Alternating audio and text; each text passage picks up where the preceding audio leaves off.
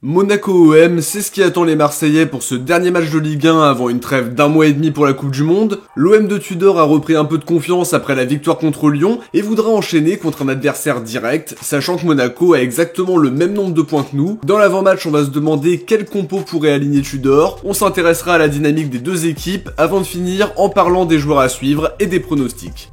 Comme d'habitude, n'oubliez pas de me donner votre prono en commentaire pour être mentionné dans le prochain avant-match si vous trouvez le score exact. On commence tout de suite par un point sur la compo pour le déplacement à Monaco. Tudor nous avait surpris contre Lyon en laissant Guendouzi sur le banc. Le score final et la prestation de Verretou et Rongier lui ont donné raison. Pour ce match-là, il y a quand même pas mal d'interrogations. Au but, Paul Lopez sera titulaire. La défense à 3 devrait être composée de Bemba, Balerdi et Gigot. Klose et Tavares devraient être titulaires pour la dernière avant la trêve, même si Klose serait très marqué par sa non-sélection avec les Bleus, et on le comprend, surtout quand elle fait partie des derniers rassemblements. Au milieu, il y a une grosse interrogation. Est-ce que Tudor tentera de mettre Verretou-Rongier après le match contre Lyon? De mon côté, je mettrais plutôt un duo Verretou-Guendouzi qui a aussi bien fonctionné quand il a été mis en place. Offensivement, j'aimerais voir un duo Harit-Sanchez en soutien de Bamba Dieng, à qui Monaco avait bien réussi la saison dernière. Tudor fera peut-être le choix de mettre Payet d'entrée de jeu, ou de mettre Guendouzi un cran plus haut pour accompagner Harit. Il y a plusieurs possibilités pour le coach croate, même s'il ne pourra pas compter sur Gerson, qui ne fera apparemment pas partie du groupe par rapport à son départ imminent à Flamengo. Donnez-moi vos avis sur la compo dans les commentaires et n'hésitez pas à me donner les vôtres si vous avez d'autres idées. On passe à l'analyse des dynamiques des deux équipes en commençant par Monaco qui reçoit. Ils ont une situation qui finalement est très similaire à la nôtre, 8 victoires, 3 nuls et 3 défaites, 27 points et une différence de but un peu plus faible que la nôtre. C'est une équipe qui a comme toujours l'ambition de se qualifier en LDC et qui s'est fait sortir en barrage en début de saison. C'est un match déjà très important dans cette lutte pour les places européennes, parce que finalement l'équipe qui va perdre sera légèrement distancée, même s'il n'y a rien de définitif. La saison est encore longue et après la Coupe du Monde, difficile d'estimer les états de forme de chacun. On sait aussi que les qualifications européennes en fin de saison se jouent souvent sur 1, 2, 3 points, donc chaque match a déjà son importance. Sur les 5 derniers matchs, la dynamique de Monaco est plutôt positive. Ils n'ont pas perdu depuis la défaite à Lille et ce spectaculaire 4-3. Depuis, il y a eu le match nul contre Ferencváros en Europa, une victoire 2-0 à domicile contre le SCO d'Angers, une large victoire 4-1 contre l'Étoile Rouge de Belgrade pour valider la deuxième place du groupe d'Europa League et une victoire 2-0 à Toulouse le week-end dernier pour aborder la réception de Marseille avec plus de confiance. Sur le dispositif, Philippe Clément utilise différents dispositifs, le 4-4-2 pour profiter de l'association Mbolo-Ben Yedder, le 3-4-3 qu'il aura plutôt réussi dans l'ensemble et même le 4-2-3-1. Il y a une certaine flexibilité de la part du coach monégasque et l'effectif est plutôt bien garni, y compris pour la rotation. Offensivement, il y a du beau monde, Ben Yedder,